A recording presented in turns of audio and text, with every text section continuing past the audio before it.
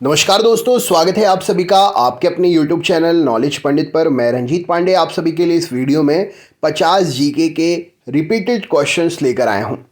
50 में से आप कितने क्वेश्चन अटेम्प्ट कर पाते हैं और अटेम्प्ट किए क्वेश्चन में से कितने सही होते हैं, इससे आपको आपकी तैयारी पता चल जाएगी।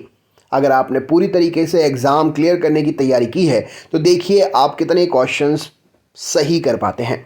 वीडियो को अंत तक देखिए। वीडियो अगर अच्छा लगे तो लाइक करिएगा और अपने ग्रुप में ज़रूर शेयर करें। हमारे चैनल पर रोज़ वीडियो प्राप्त करने के लिए चैनल को सब्सक्राइब करके बेल आइकन ऑन कर लीजिएगा और अपने दोस्तों को भी ज़रूर जोड़िएगा। चलिए शुरू करते हैं वीडियो, देखते हैं कितने क्वेश्चंस आप सही कर पाते हैं।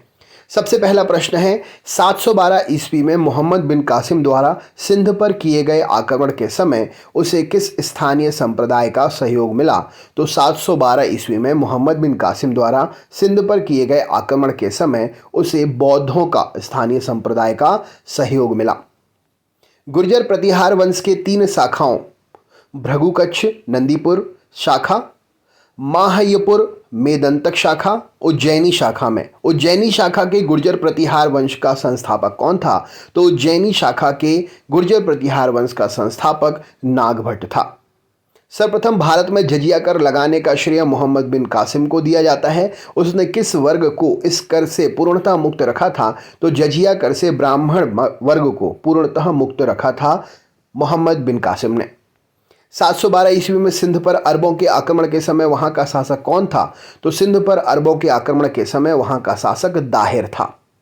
किस विदेशी यात्री ने गुर्जर प्रतिहार वंश को अल गजूर एवं इस वंश के शासकों को बोरा कहकर पुकारा?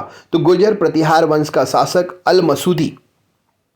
अल गुजर एवं इस वंश के शासकों को बोरा कहकर पुकारा। विदेशी यात्री अल मसूदी था और विदेशी यात्री अल मसूदी ने गुर्जर प्रतिहार वंश के अल गजुर और शासकों को बोरा कहकर पुकारा था। भारत में खोजा गया सबसे पुराना शहर कौन सा था? तो हड़प्पा प्रश्न के लिए सही उत्तर हो जाएगा। हड़प्पा के मिट्टी के बर्तन पर सामान्यतः किस रंग का उपयोग हुआ था? तो हड़प्पा के मिट्टी के बर्तनों पर सामान्यतः लाल रंग का उपयोग हुआ था। कौन सी बौद्ध संरचना गीता के समान पवित्र मानी जाती है? तो धम्मपद गीता के समान पवित्र मानी जाती है। चाणक्य का अन्य नाम क्या था? तो विष्णुगुप्त चाणक्य का अन्य नाम था। नेक्स्ट क्वेश्चन है, चरक और नागार्जुन किसके दरबार की शोभा थे? तो चरक और नागार्जुन कनिष्क के दरबार की शोभा थे। दक्षिण भारत में किस चोल शासक ने अपनी सर्वश्रेष्ठता स्थापित की थी? तो दक्षिण भारत में परांतक प्रथम ने अपनी सर्वश्रेष्ठता स्थापित की थी। दिल्ली सल्तनत की स्थापना कब हुई? तो 1206 में दिल्ली सल्तनत की स्थापना हुई। कुतुबुद्दीन ऐबक की मृत्यु किस तरह हुई? तो घोड़े से गिरकर कुतुबुद्दीन ऐबक की मृत्यु हुई। महमूद गजनवी के दरबार में रहते हुए किस विद्वान ने प्रसिद्ध ग्रंथ शाहनामा की रचना की? तो महमूद गजनवी के दरबार में रहते हुए फिरदौसी ने प्रसिद्ध ग्रंथ शाहनामा की रचना की थी। मुगल वंश का छठवां शासक कौन था? तो औरंगजेब मुगल वंश का छठवां शासक था। 1947 के बाद निम्नलिखित में से किस राज्य को भारत संघ में सैनिक कार्यवाही द्वारा बलपूर्वक मिलाया गया? तो 1947 के बाद हैदराबाद राज्य को भारत संघ में सैनिक कार्यवाही के द्वारा बलपूर्वक मिलाया गया। महात्मा गांधी ने सत्याग्रह सबसे पहले कहां प्रयुक्त किया? तो चंपारण में महात्मा गांधी जी ने सत्याग्रह सबसे पहले प्रयुक्त किया। भारतीय राष्ट्रीय कांग्रेस के सबसे अधिक समय तक अध्यक्ष कौन रहे? तो अबुल कलाम आजाद भारतीय राष्ट्रीय कांग्रेस के सबसे अधिक समय तक अध्यक्ष रहे। भारत एवं पाकिस्तान का विभाजन किस योजना के तहत हुआ? तो भारत एवं पाकिस्तान का विभाजन माउंटबेटन योजना के तहत हुआ। निम्न में से किसे कायदे आजम के नाम से जाना जाता है? तो मोहम्मद अली जिन्ना को कायदे आजम के नाम से जाना जाता है। सिंधु सभ्यता का कौन सा स्थान भारत में स्थित है? तो सिंधु सभ्यता का लोथल नामक स्थान भारत में स्थित है। महमूद गजनवी का दरबारी इतिहासकार कौन था? तो उतबी महमूद गजनवी का दरबारी इतिहासकार था। आर्यों की सबसे प्रमुख नदी कौन सी थी? तो आर्यों के समय में सबसे प्रमुख नदी सिंधु नदी थी। भारत पर आक्रमण करने वाला पहला विदेशी कौन था? तो साइरस भारत पर आक्रमण करने वाला पहला विदेशी था। निम्नलिखित स्थानों में से किस स्थान पर महावीर का महानिर्वाण हुआ? तो निम्नलिखित स्थानों में से पावापुरी में महावीर जी का महानिर्वाण हुआ। उस पीपल के वृक्ष को किस नाम से पुकारा गया है जिसके नीचे बुद्ध को ज्ञान की प्राप्ति हुई? तो उस पीपल के वृक्ष को बोधि वृक्ष के नाम से पुकारा गया है जिसके नीचे बुद्ध को ज्ञान की प्राप्ति हुई। बिंदुसार के दरबार में आने वाला ग्रीक राजदूत कौन था? तो डायमेकस बिंदुसार के दरबार में आने वाला ग्रीक राजदूत था। प्राचीन भारत के महान व्याकरण लेखक पतंजलि किसके समकालीन थे? तो प्राचीन भारत के महान व्याकरण लेखक पतंजलि पुष्यमित्र शुंग के समकालीन थे। किस मध्यकालीन भारतीय शासक ने पट्टा एवं कबूलियत की प्रथा आरंभ की? तो मध्यकालीन भारतीय शासक शेरशाह सूरी ने पट्टा एवं कबूलियत की प्रथा आरंभ की थी। रजिया सुल्तान गुलाम वंश के किस सुल्तान की पुत्री थी? तो रजिया सुल्तान इल्तुतमिश गुलाम वंश के शासक की पुत्री थी। किस केंद्र शासित प्रदेश का अपना उच्च न्यायालय है? तो दिल्ली केंद्र शासित प्रदेश का अपना उच्च न्यायालय है। संपत्ति का अधिकार क्या है? तो संपत्ति का अधिकार अब एक कानूनी अधिकार है। भारत का संविधान पूर्ण रूप से कब तैयार हुआ? तो 26 नवंबर 1949 को भारत का संविधान पूर्ण रूप से तैयार हुआ था।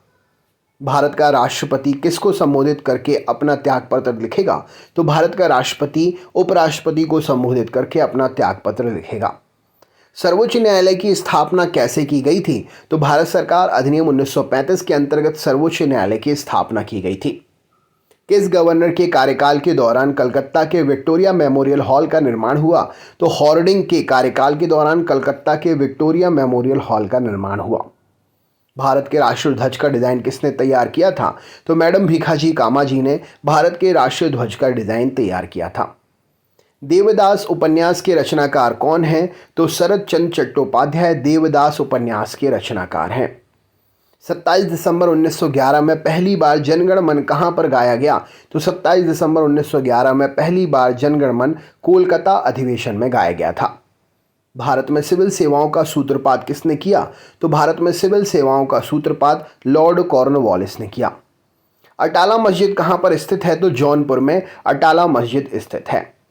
किस सुल्तान ने एक नया मंत्रालय दीवाने रियासत वाणिज्य मंत्रालय की स्थापना की? तो सुल्तान अलाउद्दीन खिलजी ने दीवाने रियासत वाणिज्यिक मंत्रालय की स्थापना की। निम्न में से किस महापुरुष ने बीजक का संबंध है? तो महापुरुष कबीर जी से बीजक का संबंध है। वह प्राचीन नाम क्या है जिससे पटना नगर को जाना जाता था? तो पाटलिपुत्र नामक प्राचीन नाम जिसे पटना नगर को जाना जाता था। सूफिया कलाम जो एक प्रकार का भक्ति संगीत है कहाँ की विशेषता है? तो सूफिया कलाम जो एक प्रकार का भक्ति संगीत है कश्मीर की विशेषता है। निम्नलिखित में से कौन सा संस्कार स्त्रियों एवं शूद्रों के लिए वर्जित था? तो उपनयन संस्कार स्त्रियों और शूद्रों के लिए वर्जित था। जाति पाति पूछे नहीं कोई, हरि को भजे सो हरि को होई, ये पंक्तियां किसकी हैं? तो जाति पाति पूछे नहीं कोई, हरि को भजे सो हरि को होई रामानंद की पंक्तियां हैं। हल्दी घाटी का युद्ध कब लड़ा गया था? तो 1576 में हल्दी घाटी का युद्ध लड़ा गया था। निम्नलिखित में से कौन सा सबसे प्राचीनतम वाद्य यंत्र है? तो वीणा सबसे प्राचीनतम वाद्य यंत्र है। ऋग्वेद में जिस अपराध का सबसे अधिक उल्लेख किया गया है वह कौन सा है? तो ऋग्वेद में पशु चोरी अपराध का सबसे अधिक उल्लेख मिलता है। तो दोस्तों ये थे आपके 50 क्वेश्चंस का जीके का वीडियो। कैसा लगा कमेंट करके ज़रूर बताएं। चैनल पर नए हैं सब्सक्राइब करके बेल आइकन ऑन करें, वीडियो को अपने ग्रुप्स में शेयर करें। मिलते हैं नेक्स्ट टॉपिक के साथ में, तब तक के लिए बहुत बहुत धन्यवाद।